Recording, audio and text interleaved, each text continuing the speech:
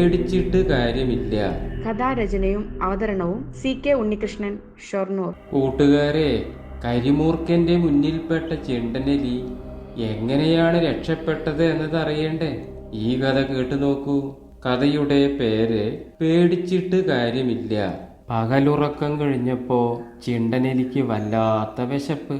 അവൻ മാളത്തിൽ നിന്നും പതുക്കെ ഇറങ്ങി 4 ഭാഗത്തേക്കും കണ്ണോടിച്ച് അടുത്തുള്ള കുറ്റിക്കാട്ടിലേക്ക് വല്ലതും കിട്ടുമോ എന്ന് അന്വേഷിച്ചു നടന്നു. ഒരു കൊള്ളിക്കിഴങ്ങോ ഒരു കഷ്ണം തേങ്ങയോ കിട്ടിയിരുന്നെങ്കിൽ വയറ്റിലെ കത്തലടക്കാമായിരുന്നു. തേങ്ങാ കഷ്ണം കിട്ടണമെങ്കിൽ കേശു മുതലാളിയുടെ വീട്ടിലും കൊള്ളിക്കിഴങ്ങിന് പറമ്പിലും കയറണം. ആ നശിച്ച പാണ്ടൻ പൂച്ചയെക്കുറിച്ച് ഓർക്കുമ്പോഴാ പേടി.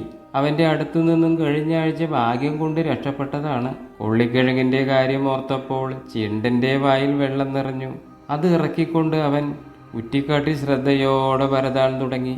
പെട്ടെന്ന് അവന്റെ മുന്നിൽ നിന്നും ഒരു ചീറ്റൻ. അമ്മേ, ഒരു കരിമൂർഖൻ പത്തി വിടർത്തി ആടുന്നു. ചിണ്ടൻ പേടിച്ചു വിറച്ചു. വെള്ളം വെറ്റി വായ വരണ്ടു. ഇവന്റെ വയറ്റിൽ പെട്ടത് തന്നെ, സംശയമില്ല. എന്താടാ, എന്നെ കണ്ടത് നീ ചത്തോ? ഞാൻ ചത്തതിനെ തിന്നില്ല എന്ന കാര്യം നിനക്ക് അറിയാമല്ലോ. എന്തായാലും നിന്നെ ഞാൻ വിഴുങ്ങും, തീർച്ച. വിഴുങ്ങും എന്ന് കേട്ടപ്പോൾ ചിണ്ടനലി രണ്ടും കൽപ്പിച്ച് മൂർഖന്റെ പത്തിയിൽ സൂക്ഷിച്ചു നോക്കിക്കൊണ്ട് സൗമ്യമായി പറഞ്ഞു, അല്ല ചേട്ടാ, ചേട്ടന്റെ കഴുത്തിലുള്ള ഈ മാല ആരു തന്നതാ? ഇത് ചേട്ടന്റെ കഴുത്തിൽ കിടക്കുന്നത് കാണാൻ നല്ല ഭംഗിയാ. എനിക്കും ഒരെണ്ണം കിട്ടിയിരുന്നെങ്കിൽ. എടാ പൊട്ട, ഈ മാല ഞാൻ ജനിക്കുമ്പോൾ തന്നെ ഉള്ളതാ, നിനക്കറിയോ? അപ്പോ എന്താ ചേട്ടാ ഞാൻ ജനിച്ചപ്പോ മാല ഇല്ലാതിരുന്നത്?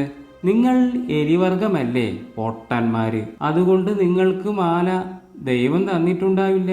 അതായിരിക്കും.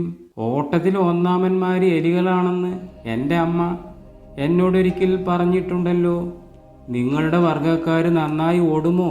മരമണ്ട, ഓട്ടത്തിൽ ഞങ്ങളെ തോൽപ്പിക്കാൻ എലിവർഗത്തിനല്ല ഒരു വർഗത്തിനും കഴിയില്ല.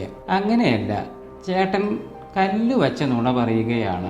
എന്നാൽ നമുക്കൊന്ന് പരീക്ഷിക്കാം, മൂർഖൻ പറഞ്ഞു. ശരി, ചിണ്ടനെലിയും സമ്മതിച്ചു. രണ്ടുപേരും ഒപ്പം നിന്നു. ചിണ്ടൻ സ്റ്റാർട്ട് എന്ന് പറഞ്ഞതും മൂർഖൻ സർവശക്തിയും എടുത്ത് മുന്നിലേക്ക് ഓടി.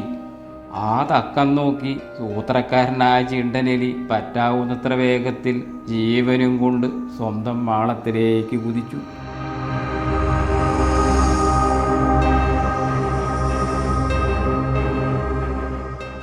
എങ്ങനെയുണ്ട് കൂട്ടുകാരെ കഥ? ഇഷ്ടമായാൽ എല്ലാവർക്കും എത്തിക്കുമല്ലോ. നിങ്ങളുടെ വിലയേറിയ അഭിപ്രായം അറിയിക്കുകയും വേണം.